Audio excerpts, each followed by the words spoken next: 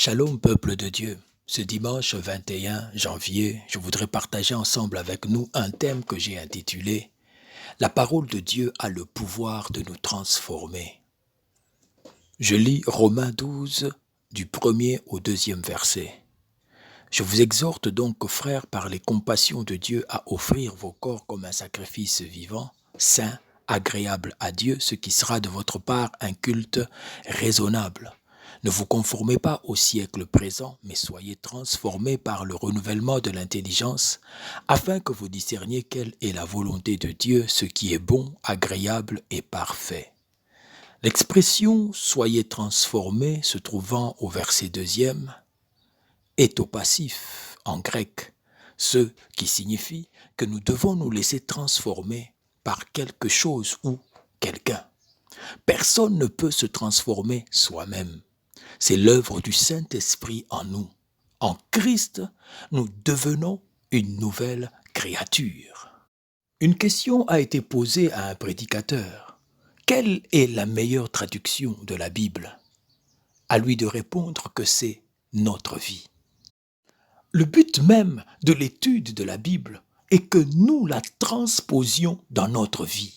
Si nous ne traduisons pas la parole de Dieu en actes, nous ne l'étudions pas comme Dieu le veut. La Bible est essentielle à nos existences parce qu'elle nous donne la vie. Dieu nous a donné la Bible pour nous transformer, non pas seulement pour nous informer.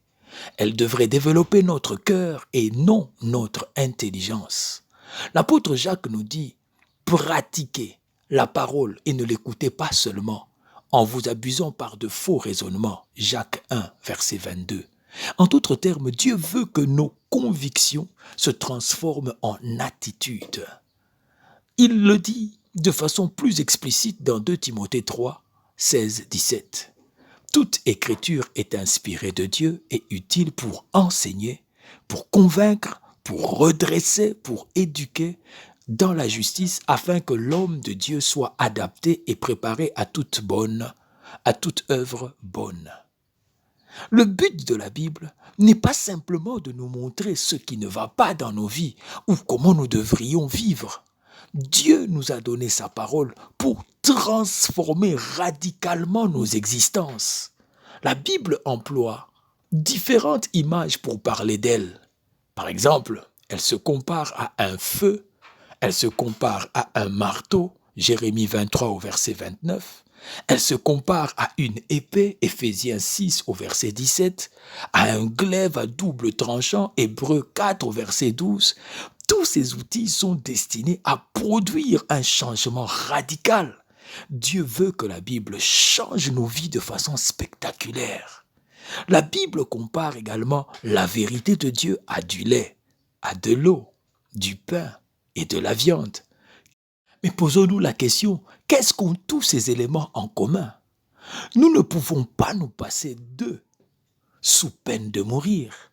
De même, Dieu n'a jamais voulu que nous vivions sans la Bible. La Bible est essentielle à nos existences parce qu'elle nous donne la vie. En fait, elle parle aussi de Jésus comme de la parole de Dieu. Il est dit dans Jean 1 au verset 14, « La parole a été faite chair et elle a habité parmi nous, pleine de grâce et de vérité. Et nous avons contemplé sa gloire, une gloire comme celle du Fils unique venu du Père. » Dieu nous a donné la parole vivante, Jésus, comme l'auteur de la foi et celui qui mène à la perfection, qui l'amène à la perfection, et il nous a donné la parole écrite pour nous apprendre à mettre notre foi en pratique. On peut se poser la question suivante. Quel est le but de cette transformation? Ce que le Seigneur désire par notre transformation, c'est que nous devenions comme Christ. C'est à cela que nous avons été appelés, Romains 8 au verset 29. La transformation est un processus qui vient de l'intérieur et va vers l'extérieur. N'essayez pas de vivre une vie qui ne correspond pas à qui vous êtes déjà en Jésus-Christ. Votre comportement doit refléter qui qui vous êtes en Christ. Lorsque vous êtes né de nouveau, Dieu a transformé et renouvelé votre esprit. Mais maintenant, c'est à vous à renouveler votre intelligence, vos pensées et votre âme. Votre transformation continuera alors que vous renouvellerez votre intelligence. Comment? En méditant la parole de Dieu, en fixant vos pensées sur les choses d'en haut, en cherchant les profondeurs de Dieu. Faisons de cela un ordre de marche, non seulement pour cette année, mais pour tout le long de notre vie. Expérimentons la transformation. Laissez Dieu vous transformer par son esprit et vous ressemblerez plus à Jésus. De grands jours s'annoncent devant nous. Le meilleur est encore à venir. Alors répondons à l'appel de Dieu. Soyez transformés. Abandonnons-nous à cet appel et Dieu nous conduira vers notre destinée. Que Dieu nous bénisse.